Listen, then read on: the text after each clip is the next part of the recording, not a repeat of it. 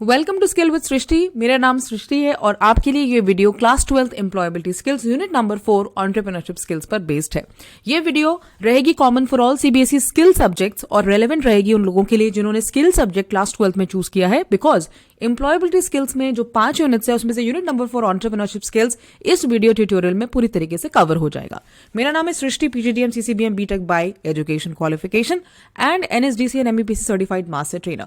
इस सेशन में आप क्या सीखेंगे, चलिए पहले वो डिस्कस कर लेते हैं। सबसे पहले definition of entrepreneurship and entrepreneurship development कैसे किया जाता है, कैरेक्टरिस्टिक्स एंटरप्रेन्योर्स के क्या होते हैं, कितने तरह के एंटरप्रेन्योर्स होते हैं, ईडीपी को कैसे डिजाइन करते हैं, कैसे ट्रेन करते हैं, एंटरप्रेन्योर की क्वालिटीज क्या होती हैं, रोल्स एंड रिस्पॉन्सिबिलिटीज क्या होती हैं, एंटरप्रेन्योरल एटीट्यूड्स एंड कॉम्पिटेंसीज क्या होते हैं, स्टार्टअप्स एंड बैरियर्स क्या होते हैं, ऑर्गेनाइजेशनल स्किल्स क्या होती है, गोल सेटिंग क्या होता है। ये सारी चीजें सेशन ऑब्जेक्टिव्स में आपका कवर हो जाएगा।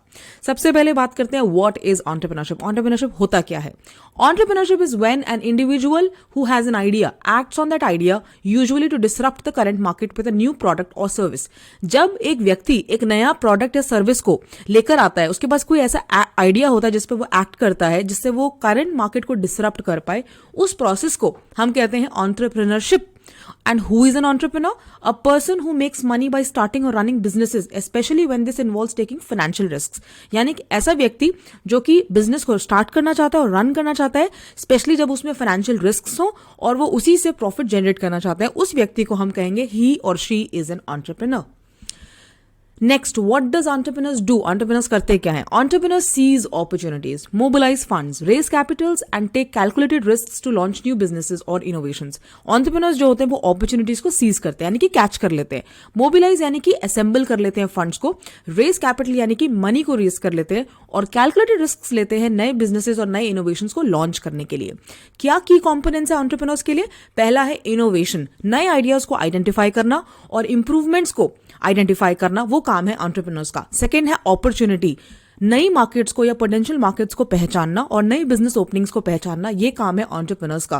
थर्ड पॉइंट है रिस्क, रिस्क यानी कि कैलकुलेटेड डिसीजंस लेना। अगर कोई भी अनसर्टेनिटी होगी तो आप उसमें कैसे नेविगेट करोगे, तो वो एक कंपोनेंट भी एंटरप्रेन्योर्स जो है हमेशा अपने ध्यान में रखते हैं जब भी वो किसी नए बिजनेस को लॉन्च करते हैं। नेक्स्ट आ जाइए entrepreneurship development. What is entrepreneurship development? The process of enhancing entrepreneurial skills and knowledge through structured training and institution building programs को हम कहेंगे ईडीपी।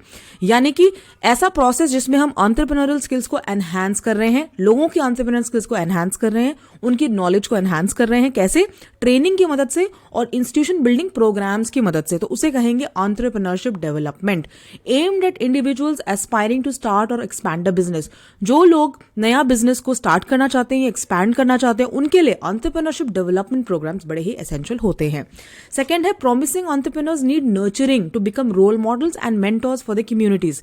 यानी कि जो एंटरप्रेन्योर्स प्रॉमिसिंग है, जिनके अंदर एस्पिरेशन है, जो पोटेंशियल शो कर रहे हैं, उनको रिक्वायर्ड है नर्चरिंग। नर्चरिंग यानी कि उनको कंटिन्यूअस मॉनिटरिंग की रिक्वायरमेंट है और उनको मेंटोरिंग की भी रिक्वायरमेंट है, तभी वो आगे जाके रोल मॉडल्स बन सकते हैं। तो ये इंपॉर्टेंस बताता है एंटरप्रेन्योरशिप डेवलपमेंट की कि कितनी ज्यादा है। नेक्स्ट है डिजाइनिंग इन ईडीपी प्रोग्राम्स। हम ईडीपी प्रोग्राम्स को डिजाइन कैसे करते हैं? यहां पर ईडीपी का मतलब है entrepreneurship development program. Assist aspiring entrepreneurs in recognizing and designing unique and innovative business opportunities. ये जो प्रोग्राम्स डिजाइन किए जाते हैं इस उद्देश्य से किए जाते हैं कि एंटरप्रेन्योर्स जो है वो पहचान पाए और डिजाइन कर पाए यूनिक और innovative business opportunities. EDP programs में बेसिकली 3 की एलिमेंट्स क्या होंगे? पहला है एनालिसिस। एनालिसिस यानी कि लोकल कंडीशंस को कंसिडर करना और उनको एनालाइज करना। अपनी पर्सनल स्किल्स को भी एनालाइज करना बहुत इंपॉर्टेंट है जब आप ईडीपी प्रोग्राम डिजाइन कर रहे हो। सेकेंड है सर्वेज। हमें बिजनेस अपॉर्चुनिटी एडवाइस को इवैल्यूएट करना जरूरी है, हमें मार्केट सिचुएशंस को एनालाइज करना जरूरी है जब भी हम ईडीपी प्रोग्राम डिजाइन कर रहे हैं किसी भी पर्टिकुलर सेक्टर के लिए, इंडस्ट्री के लिए। तीसरा है नीड असेसमेंट। प्रोग्राम को डिजाइन करने से पहले नीड असेसमेंट करना जरूरी है कि एग्जैक्टली नीड क्या है, गैप कहां है, स्किल गैप कहां है और मार्केट पोटेंशियल कहां पर है। इन्हीं 3 क्राइटेरिया के बेसिस पर हम ईडीपी प्रोग्राम्स को डिजाइन करते हैं। नेक्स्ट है training in entrepreneurship development. Training अगर आपको देनी है ईडीपी में तो support areas 3 important support areas हैं। पहला है एंटरप्रेन्योरशिप ओरिएंटेशन एंड अवेयरनेस, यानी कि हमें लोगों को बताना है, ओरिएंट करना है कि एंटरप्रेन्योरशिप क्या है और उसके बारे में अवेयरनेस जो है जनरेट करनी है। सेकेंड है development of competencies, knowledge, skills and attitudes. लोगों के अंदर या जो भी एस्पायरिंग एंटरप्रेन्योर्स हैं उनकी कॉम्पिटेंसीज को जब हम डेवलप करते हैं ताकि वो मार्केट अपॉर्चुनिटीज को रिकॉग्नाइज कर पाएं और रिसोर्सेज को ऑर्गेनाइज कर पाएं, तो वो एक सपोर्ट एरिया रिक्वायरमेंट होता है ईडीपी में, ट्रेनिंग में। थर्ड है improvement of business performance for growth and competitiveness. तो जब हमें बिजनेस परफॉर्मेंस में ग्रोथ चाहिए, कंपेटिटिवनेस चाहिए, तो ऑब्वियसली एंटरप्रेन्योरशिप डेवलपमेंट प्रोग्राम्स वहां पर काफी काम आएंगे और वो ट्रेनिंग भी बहुत ज्यादा रेलेवेंट हो जाएगी। Next is motivational intervention. Intervention मतलब कि आप कोई प्रोग्राम कर रहे हो, किसी तरह की कोई छेड़छाड़ करना, इंटरवेंशन करना, कुछ एडिशन करना। Motivation increases the need for achievement. जब हम मोटिवेटेड होते हैं तो उससे हमें अचीवमेंट की नीड भी जनरेट होती है, और जब अचीवमेंट की नीड जनरेट होती है तो हमारी कोपिंग एबिलिटी भी डेवलप होती है। टॉलरेंस टू एम्बिग्विटी, यानी कि एम्बिग्विटी मीन्स कंफ्यूजन, हम कंफ्यूजन को टॉलरेट करने की क्षमता भी हमारी बढ़ती है। एंड इन्फ्लुएंसिंग कैपेबिलिटी, और हम दूसरों को ज्यादा इन्फ्लुएंस कर सकते हैं, अपने लोगों को डिसीजंस लेने के लिए भी इन्फ्लुएंस कर सकते हैं अगर हमारे अंदर जो है मोटिवेशन है। तो मोटिवेशनल इंटरवेंशन इसीलिए जरूरी है जब हम एंटरप्रेन्योरशिप डेवलपमेंट प्रोग्राम्स कर रहे हैं। Next is निस्बड। निस्बड क्या है? निस्बड एक ऑर्गेनाइजेशन है जिसका फुल फॉर्म है national institute for entrepreneurship and small business development. ये जो निस्बड ऑफिस है, या इनका जो मिशन है वो है ट्रेनिंग करना, कंसल्टेंसी प्रोवाइड करना और रिसर्च करना to promote entrepreneurship and skill development. अगर आपको कुछ भी एंटरप्रेन्योरशिप और स्किल डेवलपमेंट से रिलेटेड प्रोग्राम्स करना है तो this is the right organization जहां पर जाकर आप ट्रेनिंग ले सकते हैं, कंसल्टेंसी ले सकते हैं और सपोर्ट भी ले सकते हैं to start any new business. Major activities NIESBUD की क्या रहती हैं? पहला है ट्रेनिंग ऑफ ट्रेनर्स, ये ट्रेनर्स को ट्रेन करते हैं। सेकंड है मैनेजमेंट डेवलपमेंट प्रोग्राम्स, ये एमडीपीज कंडक्ट करते हैं जहां पर मैनेजमेंट यानी कि प्रोफेशनल्स को ट्रेनिंग दी जाती है। तीसरा है एंटरप्रेन्योरशिप कम स्किल डेवलपमेंट प्रोग्राम्स, ये एंटरप्रेन्योरशिप और स्किल डेवलपमेंट प्रोग्राम्स भी लॉन्च करते हैं, उनको भी रन करते हैं। फोर्थ है एंटरप्रेन्योरशिप डेवलपमेंट प्रोग्राम्स, ये ईडीपी भी रन करते हैं और क्लस्टर इंटरवेंशंस भी इनके एरिया में आता है। Next is understanding entrepreneurship. Entrepreneurship का ओरिजिन क्या है, कहां से ये ओरिजिनली आया है? तो फ्रेंच वर्ड है एंट्रेप्रेंद्रे, मतलब टू अंडरटेक। ठीक है, तो इसका मतलब कि एंटरप्रेन्योरशिप जो है वो कहां से आया है? इस फ्रेंच वर्ड से आया है। Now next is Cole's definition. Arthur Cole एक अमेरिकन हिस्टोरियन थे, उन्होंने अपनी एक डेफिनेशन दी एंटरप्रेन्योरशिप पे। A purposeful activity to initiate, maintain and aggrandise profit oriented business, ये कहते हैं आर्थर कोल। सेकंड है स्टीवनसन एंड जैरिलोस का पर्सपेक्टिव क्या है? तो डेफिनेशन है the process by which individuals pursue opportunities without regard to the resources they currently control. ऐसा प्रोसेस जिससे इंडिविजुअल्स जो है अपॉर्चुनिटीज को परस्यू करते हैं, परस्यू मतलब उसको कंटिन्यू, उसकी सर्च में, उसके परस्यूट में लगे रहते हैं without regard to the resources. उनको पता भी नहीं होता है कि उनके पास कौन से रिसोर्सेज है जो वो करेंटली कंट्रोल कर रहे हैं, but they are so driven by the intention that they pursue those opportunities. Next है डिफाइनिंग एंटरप्रेन्योरशिप। कॉम्प्रिहेंसिव डेफिनेशन अब क्या कहती है? An economic process where an idea और अपॉर्चुनिटी इज जनरेटेड, जहां पर जनरेट हो रहा है आइडिया अपॉर्चुनिटी, रिफाइन किया जा रहा है उस आइडिया अपॉर्चुनिटी को, डेवलप किया जा रहा है उस आइडिया को और इंप्लीमेंट किया जा रहा है उस आइडिया को, exposing it to uncertainty, all aimed at realizing a profit through effective resource utilization. तो जब हम ये पूरा प्रोसेस कर रहे हैं तो उसे हम कहेंगे एंटरप्रेन्योर्स रोल। अब एंटरप्रेन्योर्स रोल में देयर आर मल्टीपल व्यूज। पहला है इकोनॉमिस्ट व्यू। इकोनॉमिस्ट व्यू के under an entrepreneur brings in resources, labour, material and other assets to create profitable combinations. जो एंटरप्रेन्योर होता है वो रिसोर्सेज को ब्रिंग करता है, लेबर को लाता है, मटेरियल को लाता है और भी एसेट्स को लेकर आता है ताकि कुछ प्रॉफिटेबल कॉम्बिनेशंस बन सके। सेकंड है साइकोलॉजिस्ट इनसाइट। साइकोलॉजिस्ट की इनसाइट क्या है? A person driven by a psychological force creating a desire to obtain और अटेन समथिंग। जब भी एक व्यक्ति को उसके अंदर एक साइकोलॉजिकल फोर्स है कि उसको कुछ ऑब्टेन करना है या फिर अटेन करना है, तो वो psychologist insights towards entrepreneurs role. Sociologist का अपना एक पर्सपेक्टिव है, a person whose actions determine social status and contribute to societal development. तो अगर आप सोसाइटी में डेवलप करना चाहते हैं या उनको सोसाइटी के डेवलपमेंट में कंट्रीब्यूशन करना चाहते हैं तो वो एक पर्सपेक्टिव है एंटरप्रेन्योर्स रोल का। एंड टुवर्ड्स द एंड है मैनेजमेंट गुरुज। डेफिनेशन क्या है? An entrepreneur is a person with vision who generates an action plan to achieve it. Entrepreneur एक ऐसा व्यक्ति है जो विजन के साथ जो है अपने एक्शन प्लान को जनरेट करता है और उसको अचीव करने की पूरी कोशिश करता है। Next is characteristics of entrepreneurship. इसमें 4 कैरेक्टरिस्टिक्स हैं। पहला है it is an economic activity done to create, develop and maintain a profit oriented organization. Entrepreneurship characteristics उसकी ये है विशेषताएं कि वो एक इकोनॉमिक एक्टिविटी है। कैसी एक्टिविटी है? इकोनॉमिक। और इससे होता क्या है? क्रिएट कर सकते हो, डेवलप कर सकते हो और मेंटेन कर सकते हो क्या? प्रॉफिट ओरिएंटेड ऑर्गेनाइजेशन आप मेंटेन कर सकते हो. Second is it begins with identifying an opportunity as a potential to sell and make profit in the market. यानी कि ये शुरू कैसे होता है, जब हम एक अपॉर्चुनिटी को आइडेंटिफाई करते हैं, हम पोटेंशियल देखते हैं कि ये कितना बिक सकता है मार्केट में और ये मार्केट में कितना प्रॉफिट क्रिएट कर सकता है. Third is it deals with optimization and utilization of resources. तीसरा जो कैरेक्टरिस्टिक ये कहता है कि रिसोर्सेज को सही तरीके से ऑप्टिमाइज तरीके से उसको यूटिलाइज करना, वो भी कैरेक्टरिस्टिक्स में आ जाता है. And towards the end fourth point है it is the ability of an enterprise and an entrepreneur to take risks.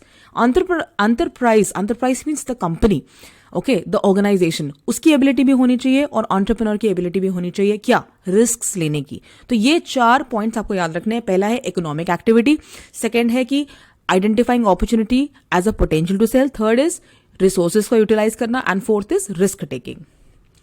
Now entrepreneurship art and science कैसे है, it is a blend of art and science. कैसे, because it is fusing structured processes, science with creative adaptability which is art. तो science और art दोनों का मिलन है ये entrepreneurship. Scientific element क्या है, इसमें स्टेप वाइज प्रोग्रेशन होता है, मतलब स्टेप बाय स्टेप आप आगे प्रोसीड करते हो, एंड सब्सटैंशिएटेड प्रूफ होता है, एविडेंस बेस्ड इसमें प्रूफ रहता है. आर्टिस्टिक टच ये है कि ये फ्लेक्सिबिलिटी को अलाउ करता है, क्रिएटिविटी को अलाउ करता है, एक into skill driven arts like music. जैसे म्यूजिक में आपकी अपनी फ्लेक्सिबिलिटी है, अपनी क्रिएटिविटी है, उसी प्रकार से एंटरप्रेन्योरशिप में भी आपके पास फ्लेक्सिबिलिटी है और क्रिएटिविटी है. Towards the end है perfect harmony.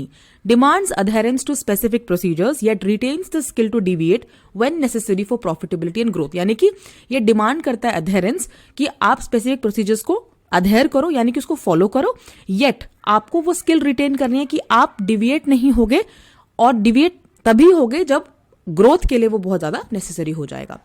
नेक्स्ट है qualities of a successful entrepreneur. Successful entrepreneur बनने के लिए क्या क्या क्वालिटीज इंपॉर्टेंट होती है. सबसे पहली नंबर 1 क्वालिटी है इनिशिएटिव. सक्सेसफुल एंटरप्रेन्योर्स क्या करते हैं, प्रोएक्टिव एक्शंस लेते हैं. इनिशिएटिव लेना उनके लिए बहुत ज्यादा इंपॉर्टेंट होता है. और अपॉर्चुनिटीज तो देखिए आती और जाती रहती है, लेकिन जो व्यक्ति सही टाइम पे सही अपॉर्चुनिटी को सीज कर ले तो वो है quality of a successful entrepreneur.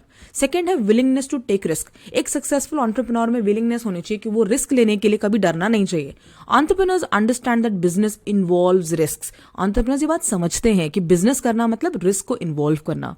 वो विलिंगली एम्ब्रेस करते हैं अनसर्टेनिटी को. विलिंगली मतलब उनको पता है कि इस चीज में, इस बिजनेस में अनसर्टेनिटी है, नहीं पता है कि आपको प्रॉफिट होगा, लॉस होगा, आप कहाँ एंड अप करोगे, but still you want to take that risk. Recognizing that not every venture guarantees profit. और वो ये भी पहचानते हैं कि हर जो वेंचर आप स्टार्ट कर रहे हो वो गारंटी नहीं कर सकता प्रॉफिट. तो इसका मतलब आप रिस्क लेने के लिए आप विलिंग है. Third point is ability to learn from experience. एक सक्सेसफुल एंटरप्रेन्योर के अंदर क्वालिटी ये होती है कि वो एक्सपीरियंस से सीखना पसंद करता है और उसके अंदर एबिलिटी भी होती है अपने पास्ट एक्सपीरियंसेस से सीखने की. Learning from mistakes is integral to success. Entrepreneurs, despite making errors, possess the resilience to avoid repeating them, preventing potential losses. तो entrepreneurs के अंदर क्या होता है, सक्सेसफुल entrepreneurs के अंदर, कि वो एक्सपीरियंस से लर्न कर पाते हैं, और जब वो एरर्स करते हैं तब भी उनके अंदर रेजिलियंस होता है, परसिवरेंस होता है, एक कंटिन्यूअस एक एफर्ट होता है कि अब वो इन मिस्टेक्स को दोबारा रिपीट ना करें और इन लॉसेस को प्रिवेंट करें. Towards the end is fourth point which is called motivation. ठीक है, मोटिवेशन बहुत इंपॉर्टेंट क्वालिटी है एक सक्सेसफुल एंटरप्रेन्योर की. कैसे, क्योंकि मोटिवेशन फ्यूल करती है relentless pursuit. A successful entrepreneur is driven by a passion that ensures dedication and commitment to completing task even staying engage through. इसका मतलब ये है कि अगर एक व्यक्ति में डेडिकेशन है, कमिटमेंट है अपने उस पैशन को परस्यू करने का, और रिलेंटलेस परस्यूट है, जो भी रिजल्ट हो फिर भी that person is continuing doing that, इसका मतलब मोटिवेशन है. And motivation is a very important quality of being or becoming a successful entrepreneur. Next point is self confidence. Confidence अपने आप में सक्सेस के लिए बहुत इंपॉर्टेंट है. एंटरप्रेन्योर्स में ना सेल्फ कॉन्फिडेंस होना बहुत जरूरी है. व्हाई? बिकॉज दे एग्जिबिट करेज. अगर एंटरप्रेन्योर्स में सेल्फ कॉन्फिडेंस होगा तभी वो करेज दिखा सकते हैं, क्योंकि वो करेजेस होते हैं इंटरनली, एंथुजियाज्म शो कर सकते हैं और इफेक्टिव लीडरशिप भी शो कर सकते हैं. खुद को भी इंस्पायर करते हैं और दूसरों को भी इंस्पायर करते हैं. तो सेल्फ कॉन्फिडेंस उनका एक बहुत इंपॉर्टेंट ट्रेट होता है. सिक्स्थ पॉइंट है hard work. There is no substitute for hard work. Entrepreneurs face daily challenges requiring vigilance and dedication to identify and solve problems promptly. Hard work is the foundation of entrepreneurial success. तो ये साफ साफ यहाँ पे लिखा गया है कि entrepreneurial success का फाउंडेशन है क्या? Hard work. कोई सब्स्टिट्यूट नहीं है हार्ड वर्क का, कोई शॉर्टकट्स नहीं है. एंटरप्रेन्योर्स को डेली बेसिस पे चैलेंजेस फेस करने पड़ते हैं. उनको विजिलेंस, बहुत ज्यादा ड्यू डिलिजेंस करना है, बहुत ज्यादा अलर्ट रहने की रिक्वायरमेंट होती है, और उनके अंदर डेडिकेशन होता है कि वो प्रॉब्लम्स को आइडेंटिफाई भी कर पाएं और प्रॉब्लम्स को सॉल्व भी कर पाएं. Next point is decision making ability. Fast paced business environments demand quick and effective decision making. Entrepreneurs must possess the capability to make suitable and timely decisions to capitalize on opportunities and avoid losses. यानी कि आपको इस business environment में fast pace होने की जरूरत है entrepreneurs को. एंटरप्रेन्योर्स के अंदर ये कैपेबिलिटी होनी चाहिए कि वो टाइमली समय पर डिसीजंस फैसले ले पाएं और वो अपॉर्चुनिटीज पर कैपिटलाइज कर पाएं और वो लॉसेस को अवॉइड करें. तो ये इंपॉर्टेंट क्वालिटीज हमने डिस्कस करी एंटरप्रेन्योर्स की, जो आई होप आप लोगों को समझ में आ रही होंगी. चलिए आगे बढ़ते हैं. Types of entrepreneurs. कितने तरह के एंटरप्रेन्योर्स यहाँ पर एनसीईआरटी की टेक्स्ट बुक के अकॉर्डिंग 12 एंटरप्रेन्योर्स यहाँ पे डिस्कस किए गए हैं. वो कौन सी कैटेगरीज हैं, चलिए एक एक करके हम समझ लेते हैं. नंबर 1 है सर्विस एंटरप्रेन्योर्स. सर्विस एंटरप्रेन्योर्स कौन होते हैं? Pioneers who create and provide unprecedented services shaping new markets with unique ideas. आप नई आइडिया से जब लेके आते हो सर्विस मार्केट में तो आप सर्विस एंटरप्रेन्योर कहलाते हो. बिजनेस एंटरप्रेन्योर्स कौन है? जो बिजनेस और ट्रेडिंग एक्टिविटीज को अंडरटेक करते हैं, जो स्टिमुलेटिंग डिमांड पर फोकस करते हैं प्रोडक्ट्स के लिए. इंडस्ट्रियल एंटरप्रेन्योर्स कौन होते हैं? जो मैन्युफैक्चरर्स होते हैं, जो आइडेंटिफाई करते हैं कस्टमर की नीड्स क्या है, ऐसे प्रोडक्ट्स बनाते हैं, ऐसे सर्विसेज बनाते हैं जैसे कि electronic industry, textile units etcetera. Agricultural entrepreneurs कौन होते हैं? जो एग्रीकल्चर में इनोवेट करते हैं, जो टेक्नोलॉजी का इस्तेमाल करके अपनी यील्ड को मैक्सिमाइज करते हैं. यील्ड मतलब जो आपकी क्रॉप्स है, जो आपका आउटपुट है जब भी आप सोइंग करते हो, right, in agriculture. And bring a fresh perspective to traditional farming. Traditional farming में जब आप एक फ्रेश पर्सपेक्टिव लाते हो टेक्नोलॉजी की मदद से, तो आप बन गए कौन? Agriculture entrepreneurs. So there are multiple categories on which entrepreneurs are divided. तो हमें देखना है कि हम किस कैटेगरी में फॉल करते हैं if we want to pursue entrepreneurship. Fourth category is technical entrepreneurs. Technical entrepreneurs कौन होते हैं? Visionaries, using technical expertise to innovate industrial processes, offering solutions through machines, tools and methods. ये वो लोग हैं जो machines, tools and methods के द्वारा solutions को offer करना चाहते हैं. नॉन टेक्निकल कौन है? जो definitely machine tools and methods नहीं इस्तेमाल कर रहे हैं, लेकिन वो किसमें एक्सपर्ट है? मार्केट्स को क्रिएट करने में. ठीक है. प्रोफेशनल एंटरप्रेन्योर्स कौन है? जो स्किलफुल इंडिविजुअल्स हैं, जिन्हें अपना खुद का बिजनेस स्टार्ट करना है, नर्चर करना है और उसको सेल्फ सस्टेनिंग बनाना है. आईटी एंटरप्रेन्योर्स कौन होते हैं? जो आईटी फील्ड में इनोवेट करते हैं. वो डिस्टिंक्ट होते हैं टेक्निकल एंटरप्रेन्योर्स से और वो वर्क करते हैं इलेक्ट्रॉनिक्स में, मैकेनिक्स में, सिविल वर्क्स में. नेक्स्ट वो कैटेगरीज है social entrepreneurs, family, first generation and women. एक एक करके समझ लेते हैं. Social entrepreneurs, pioneers who create and provide unprecedented services shaping new markets and unique ideas. जो सोसाइटी में कुछ नए आइडियाज को इंप्लीमेंट करना चाहते हैं, वो सोशल एंटरप्रेन्योर्स हैं. फैमिली एंटरप्रेन्योर्स कौन है? जो सक्सेसर्स हैं, रनिंग बिजनेसेस पास डाउन थ्रू जेनरेशंस. उनका जेनरेशनल बिजनेस है. ठीक है. उनकी जेनरेशनल वेल्थ है जिनको उनको अभी संभालना है और आगे उसको प्रमोट करना है. तो ये वो एंटरप्रेन्योरल एक्टिविटीज करते हैं जो उनको इनहेरिटेंस में, ट्रेडिशंस जो उनको इनहेरिटेंस में मिला है और उसमें वो थोड़ा बहुत टेक्नोलॉजी का एडवांसमेंट करके अपने ही जो उनका पास्ट बिजनेस रहा है उसी को वो री इन्वेंट करते हैं. Next is first generation entrepreneurs, जो पहले एंटरप्रेन्योर्स होते हैं जिनका कोई एंटरप्रेन्योरल बैकग्राउंड नहीं होता, जो ये साबित कर सकते हैं कि एंटरप्रेन्योरशिप का कोई एज लिमिट नहीं है, उसका कोई स्पेसिफिक स्टार्टिंग पॉइंट नहीं है. विमेन एंटरप्रेन्योर्स कौन होती है? जो एम्पावर्ड विमेन होती हैं, जो एंटरप्रेन्योरल एक्टिविटीज को इनिशिएट भी कर सकती है और लीड भी कर सकती हैं और वो किसी भी सेक्टर में सिग्निफिकेंट कॉन्ट्रीब्यूशंस कर सकती हैं. तो यहां पर 12 टाइप्स ऑफ एंटरप्रेन्योर्स मैं डिस्कस कर चुकी हूं. Now coming to the next part of this session is roles and functions of entrepreneur. Roles क्या है, फंक्शंस क्या है, करना क्या है एंटरप्रेन्योर को? First, identifying entrepreneurial opportunities. Entrepreneurs जो होते हैं वो यूनिक एबिलिटी पोजेस करते हैं नई नई बिजनेस अपॉर्चुनिटीज को स्पॉट करने की. उनको पता होता है चेंजिंग ह्यूमन नीड्स क्या है, इमेजिनेशन कहां तक हमें ड्राइव कर सकती है, क्रिएटिविटी क्या चीज है और इनोवेटिवनेस को हम कैसे इस्तेमाल कर सकते हैं to spot new business opportunities. तो पहली बात तो एंटरप्रेन्योरियल अपॉर्चुनिटीज उन्हें आइडेंटिफाई करनी आती है. सेकंड है टर्निंग आइडियाज इनटू एक्शन. उनके दिमाग में जो आइडिया आता है उसको वो एक्शन में कन्वर्ट कर पाते हैं. Entrepreneurs must translate ideas into reality bye collecting information on products, practices and market demands. तो सिर्फ वो आइडिएशन तक नहीं रुकते हैं, वो उसको एग्जीक्यूट करना जानते हैं थ्रू एक्शंस. ठीक है. तीसरा है फिजिबिलिटी स्टडी. फिजिबिलिटी स्टडी क्या होता है? जब आप मार्केट फिजिबिलिटी स्टडीज को कंडक्ट करते हो ये पता लगाने के लिए कि जो आपका प्रपोज्ड प्रोडक्ट या सर्विस है वो कितना वायबल है. वायबल मतलब कितना यूटिलिटी से भरपूर है, कितना ज्यादा वो फिजिबल है, कितना ज्यादा वो इंपॉर्टेंट है, वैलिड है इस करंट मार्केट में, क्या इसकी नीड है भी या नहीं. तो वही सब एंटिसिपेट करने के लिए, उसी का प्रोजेक्ट रिपोर्ट बनाने के लिए, उसको एनालाइज करने के लिए हम करते हैं क्या? Feasibility study. किसकी? प्रोडक्ट सर्विस जो भी आप प्रपोज कर रहे हो. फोर्थ है रिसोर्सिंग. रिसोर्सिंग करता है एंटरप्रेन्योर. रिसोर्सिंग क्या है?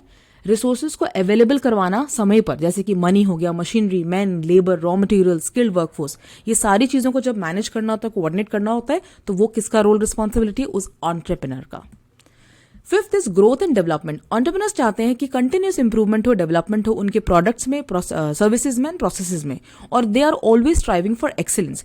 वो लोग हमेशा एक्सीलेंस के लिए स्ट्राइव करते हैं, और जब उनका रिजल्ट अचीव भी हो जाता है उसके बाद भी उनका जो ये स्ट्राइविंग फॉर एक्सीलेंस है वो कंटिन्यूस रहता है। ऐसा नहीं कि आपने एक बार अपना गोल अचीव कर लिया उसके बाद आप you just close for the day, no. Next is setting up an enterprise. Entrepreneur और क्या करता है? लीगल फॉर्मेलिटीज को फुलफिल करता है, सुटेबल लोकेशंस ढूंढता है अपने ऑफिस के लिए, या ढूंढती है जो भी है, डिजाइनिंग प्रेमिसेस, अपने प्रेमिसेस को डिजाइन करता है, मशीनरी को इंस्टॉल करता है, और कंप्लीट करता है बाकी सारे टास्क एंटरप्राइज को सेटअप करने के लिए। And seventh role is managing the enterprise. Enterprise को मैनेज करने का काम भी एंटरप्रेन्योर का है। तो उसमें क्या आ जाएगा? Workforce management. आपकी कंपनी में जितने लोग काम कर रहे हैं, आपको उनको ओवरसी करना है, आपको उनको मैनेज करना है, उनको मेंटोर करना है, उनको मॉनिटर करना है, आपको मटेरियल को भी ओवरसी करना है, आपको फाइनेंसेस भी ओवरसी करने, organizing production, marketing products and ensuring returns and investment for sustain success. Entrepreneur का काम ये भी है कि वो आरओआई को कैलकुलेट करे, इंश्योर करे सस्टेन सक्सेस के लिए। और वो कैसे कर सकता है? जब वो जो प्रोडक्शन उसका हो रहा है उसको वो ऑर्गेनाइज करे। Next is about motivation of an entrepreneur. क्या चीज जो है वो एंटरप्रेन्योर को मोटिवेट करती है? सबसे पहला इनहेरेंट ड्राइव, आपकी इंटरनल इंट्रिंसिक डिजायर कि आपको लाइफ में कुछ नया करना है। सो इनहेरेंट ड्राइव अगर आपके अंदर है तो you can definitely become an entrepreneur, और ये आपका मोटिवेटिंग फैक्टर हो सकता है। सेकंड है रेजिलियंस टू फेलियर। रेजिलियंस मतलब आप बिल्कुल यू लाइक अ स्टोन, कि अगर कितना भी फेलियर्स आपको लाइफ में फेस करने हो, आप उसको फेस करोगे, आप उन ऑब्स्टेकल्स को ओवरकम करोगे और आगे बढ़ जाओगे। तो that is a very strong indicator that yes you can become an entrepreneur. Third is innovative pursuits. Innovative pursuits mean जब आप किसी चीज को परस्यू कर रहे हो और इनोवेशन भी उसमें ब्लेंड करते जा रहे हैं। तो अगर आप में इनोवेटिव परस्यूट्स वाला क्वालिटी है, ट्रेट है, तो definitely you can become an entrepreneur, और ये आपका बहुत बड़ा मोटिवेटिंग फैक्टर हो सकता है। Now what are the qualities that motivate an entrepreneur? Entrepreneur को मोटिवेट क्या चीजें करती हैं? कौन सी क्वालिटीज मोटिवेट करती हैं? सबसे पहला standard of excellence. High standard set करना एंटरप्रेन्योर्स को बहुत पसंद है, और एक्सीलेंस को स्ट्राइव करना उनको बहुत पसंद है। कैसे करते हैं? Through hard work and innovation. मेहनत बहुत करते हैं, इनोवेशन करते हैं, और अपने लिए और सोसाइटी के लिए हाईएस्ट स्टैंडर्ड्स को सेट करते हैं। आप कोई भी सक्सेसफुल कंपनी को उठा के देख लीजिए, जब आप उनकी सर्विस सेक्टर या प्रोडक्ट सेक्टर की बात करें, आप हमेशा पाएंगे कि जो भी टॉप कंपनीज आज की डेट में इंडिया में है, they are always striving for excellence. वो बिल्कुल मीडियोक्रिटी में बिलीव नहीं करते। Second is uniqueness.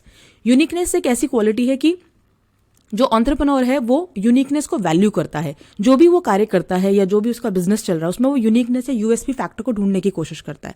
So that is one quality that motivates an entrepreneur, कि मेरे में ऐसा क्या यूनिक है, मेरे बिजनेस में ऐसा क्या यूनिक है। Third is focus on long term goals. Entrepreneur जो होता है वो लॉन्ग टर्म गोल्स पे फोकस करना पसंद करता है। ये चीजें उसको मोटिवेट करती हैं। उसको short term benefit, short term fruits नहीं चाहिए लाइफ में। He is looking for long term goals, she is looking for long term goals. So emphasizing and patiently working towards distant future goals. आगे का सोचो, यानी 1 साल, 2 साल, 5 साल, 10 साल, 15, 20, 50 साल। So they always trying to create a legacy, and that's what motivates and inspires them. And the fourth quality is need to influence, मतलब believing in the revolutionary impact of one's ideas in the world.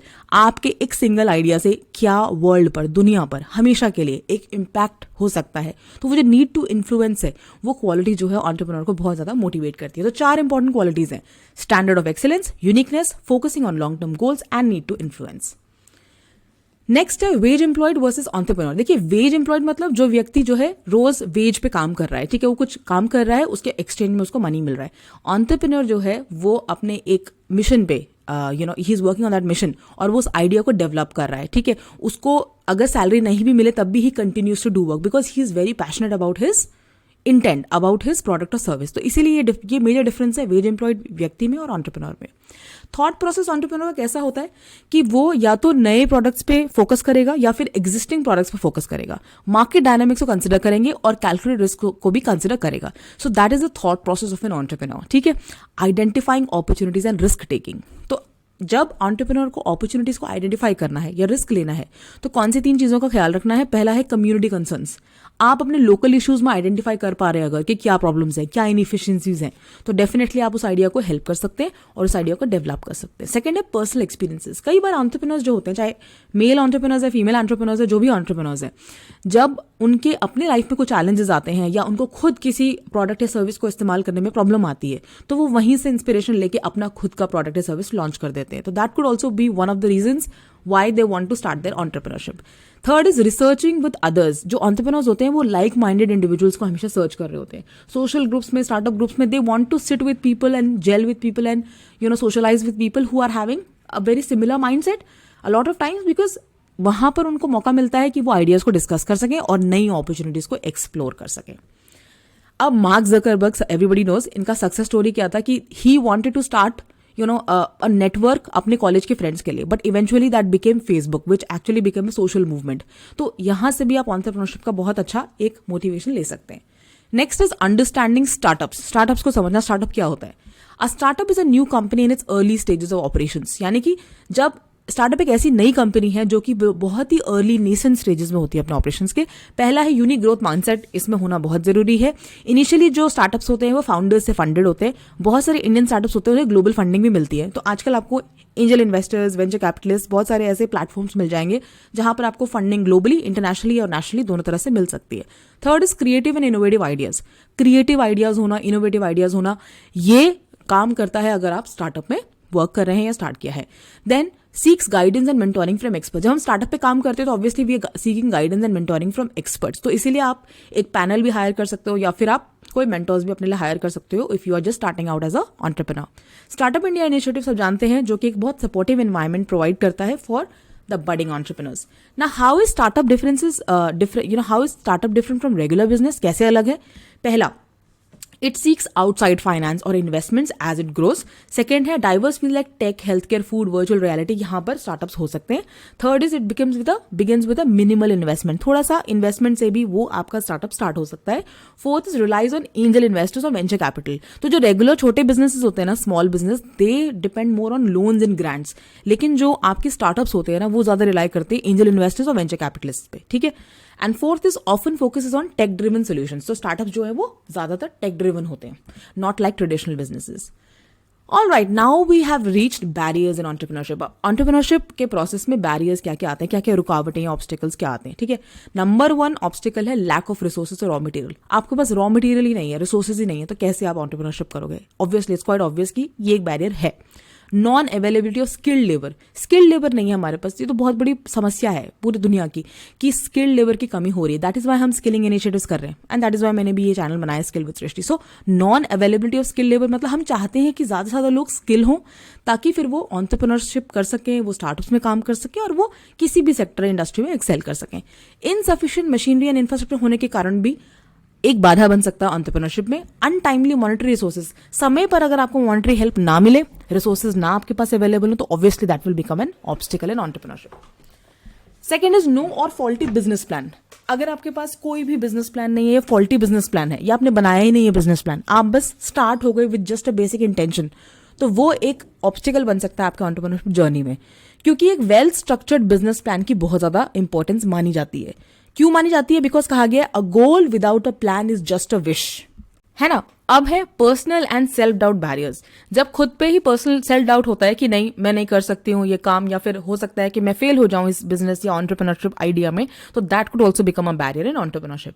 तो business की longevity लोग सोचते हैं कि कितना ये business चलेगा, प्रॉफिटेबिलिटी इसकी कितनी होगी और मेरे अंदर खुद का सेल्फ कॉन्फिडेंस कितना है कि मैं इस एंटरप्रेन्योरशिप जर्नी को स्टार्ट करूं या नहीं। So this is also one of the barriers. Towards the and चौथा बैरियर कौन सा है? Forming a team. टीम बनाना और टीम वर्क, टीम में काम करना बहुत ही इंपॉर्टेंट भी है और बहुत ही बड़ा स्ट्रगल भी है। क्योंकि टीम बनाना, फॉर्म करना, लाइक माइंडेड इंडिविजुअल्स को एक साथ लेकर आना, उनको अपने गोल्स के साथ अलाइन करना, अपने बिजनेस गोल्स के अलाइन करना, it's a very difficult job.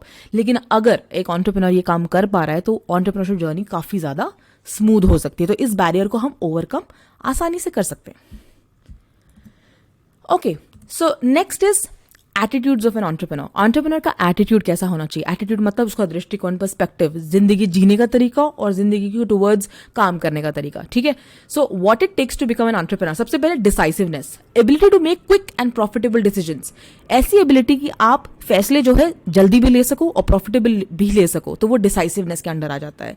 दूसरा है taking initiative, ability to take charge and act in a situation before others. दूसरों से पहले किसी सिचुएशन में एक्ट करना और किसी सिचुएशन का टेक चार्ज करना, वो है टेकिंग इनिशिएटिव। ऑर्गेनाइजेशन स्किल्स क्या है? जब हम टाइम, एनर्जी और रिसोर्सेज का ऑप्टिमम यूज कर सके जिससे कि हमारे डिजायर्ड गोल्स अचीव हो सके, वो है हमारा ऑर्गेनाइजेशनल स्किल्स। टेकिंग इनिशिएटिव के अंदर एक और आता है इंटरपर्सनल स्किल्स, यानी कि जब हम दूसरों के साथ काम करना सीख लेते हैं। और परसिवरेंस टुवर्ड्स द एंड है जब हम किसी काम को करते जाते हैं even when it is difficult, उसे हम कहते हैं perseverance.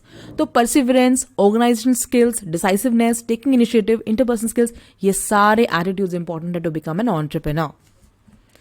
Next is entrepreneurial competencies. अभी हमने एटीट्यूड्स की बात करी, अब कॉम्पिटेंसीज की बात कर लेते हैं। चलिए, यहां पर कुछ एटीट्यूड्स के बारे में भी डिस्कस किया हुआ है। पहला है डिसाइसिवनेस। डिसाइसिवनेस मतलब नोइंग योरसेल्फ, खुद को जानना, अपॉर्चुनिटीज को आइडेंटिफाई करना, अपॉर्चुनिटी को एनालाइज करना और प्रॉब्लम को सॉल्व करना। इनिशिएटिव के अंडर क्या आ जाएगा? रियलाइज करना कि आप एक्शन ले सकते हो। सेकेंड इज कि बिलीव कर सकते हो कि आप आप एक्शन पे वर्क कर सकते हो। और तीसरा क्या है? टेक एक्शन, आप एक्शन एक्चुअली में स्टार्ट कर दो, मतलब आपको अगर बिजनेस लॉन्च करना है तो आप फर्स्ट स्टेप ले लीजिए। थर्ड है इंटरपर्सनल स्किल्स। इंटरपर्सनल स्किल्स में आपका आ जाएगा लिसनिंग, पॉजिटिव बॉडी लैंग्वेज, ठीक है, पॉजिटिव एटीट्यूड और स्ट्रेस मैनेजमेंट। ये आपके इंटरपर्सनल स्किल्स में आ जाएंगे अगर आपको एंटरप्रेन्योर बनना है तो। परसिवरेंस में क्या है? नॉट गिविंग अप, ठीक है, नॉट गिविंग अप मतलब हार ना मानना, वर्किंग हार्ड, मेहनत करना, लर्निंग फ्रॉम फेलियर्स और आपके फेलियर्स से, मिस्टेक्स से सीखना और आगे से उसको अवॉइड करना। ये आपका किस में आएगा? Perseverance. And towards the end is organisation skills. Organisation skills मतलब टाइम मैनेजमेंट आना, गोल सेटिंग आना, एफिशिएंसी और मैनेजिंग क्वालिटी करना। अगर आपको ये चार चीजें आती है तो ऑब्वियसली आप ऑर्गेनाइजेशन स्किल्स में प्रोफिशिएंट हो जाएंगे and you can definitely become an entrepreneur, ठीक है। तो ये दोनों जो इमेजेस है मैंने एनसीईआरटी की बुक से यहाँ पर अटैच की हैं, तो आप अपनी बुक पढ़ेंगे तो डेफिनेटली आपको काफी मदद मिलेगी। नाउ टुवर्ड्स द एंड बहुत इंटरेस्टिंग टॉपिक है ऑर्गेनाइजेशनल स्किल्स, जो पिछले वाले चार्ट में भी यहाँ पे लिया गया है, लेकिन अभी मैं इसको डिटेल में समझा देती हूँ। Organisational skills are crucial for entrepreneurs. Crucial मतलब important, as they involve effective use of time, energy and resources to achieve goals. Goals को अचीव करने के लिए जब टाइम, एनर्जी और रिसोर्सेज का इफेक्टिव इस्तेमाल होता है तो वहां पर हम कहते हैं ऑर्गेनाइजेशनल स्किल्स जो है सही से काम कर रही हैं। इसकी कॉम्पोनेंट्स क्या है? पहला है टाइम मैनेजमेंट, प्लान करना इफेक्टिवली, क्लियर गोल्स को सेट करना और डेडलाइंस को एस्टैब्लिश करना। ये किस में आ जाएगा? टाइम मैनेजमेंट में। डेलीगेटिंग टास्क यानी कि टास्क को डिवाइड करना, लोगों को एलोकेट करना टीम के अंदर। प्रायोरिटाइजिंग एसेंशियल टास्क, जो इंपॉर्टेंट टास्क है उसको पहले करना, ठीक है। तो उसका अर्जेंट इंपॉर्टेंट मैट्रिक्स भी आता है, वो भी अगर आप सीख लो ना तो बहुत अच्छी बात है टाइम मैनेजमेंट के लिए। Second is perseverance. परसिवरेंस मतलब not giving up in challenging situations. बहुत सारी बाधाएं आती है एंटरप्रेन्योरशिप में, it's not easy to pursue your dream. तो अगर हम नहीं गिव अप करेंगे, अगर हमारे अंदर परसिवरेंस होगा तो ऑर्गेनाइजेशनल स्किल्स ऑटोमेटिकली हम डेवलप कर पाएंगे। And then working diligently to achieve goals, analysing failures and learning from them. Diligently काम करना गोल्स को अचीव करने के लिए, फेलियर्स को भी एनालाइज करना और उनसे सीखना। Third is goal setting. एक क्लियर एम को डिफाइन कर लेना या रिजल्ट को डिफाइन कर लेना, अपनी स्ट्रैटेजी को रिजल्ट ओरिएंटेड बना लेना। Motivating hard work and commitment. Motivation आपके अंदर होना जरूरी है, हार्डवर्क और कमिटमेंट। थर्ड है प्रोवाइडिंग डायरेक्शन एंड फोकस, एक डायरेक्शन में चलना, फोकस के साथ चलना। तो ये सब किस में आ जाएगा? ऑर्गेनाइजेशन स्किल्स में। Fourth is efficiency. जो भी टास्क आपको दिया जा रहा है या आप अंडरटेक कर रहे हैं, आपको उसको परफॉर्म करना है सक्सेसफुली। सेकंड है ऑप्टिमल यूटिलाइजेशन रिसोर्सेज। आप रिसोर्सेज को सही तरीके से यूटिलाइज करेंगे, टाइम को, मनी को, एफर्ट्स को। Delegating responsibilities effectively with in a team. आपके पास एक टीम है, आप उस टीम में रोल्स डिफाइन कर लो, कौन व्यक्ति क्या काम करेगा और डेलीगेट कर दो रिस्पॉन्सिबिलिटीज, ठीक है। अगर आप ये काम इफेक्टिवली कर पाते हो that means you have got good organisational skills. और टुवर्ड्स द एंड है topic managing quality. Standard of excellence को मेंटेन करना कंसिस्टेंटली थ्रू आउट, ठीक है। क्वालिटी में कॉम्प्रोमाइज बिल्कुल नहीं होना है। Ensures customer satisfaction and loyalty. Customer satisfaction ensure करना है कि कस्टमर सेटिस्फाइड रहे, किससे? हमारे प्रोडक्ट्स एंड सर्विसेज से, और लॉयल्टी बनाए रखेगी। लॉयल्टी मतलब हमारे अलावा और किसी ब्रांड या किसी बिजनेस में वो जाके ना इन्वेस्ट करे, because that person should be completely impressed by our products and services.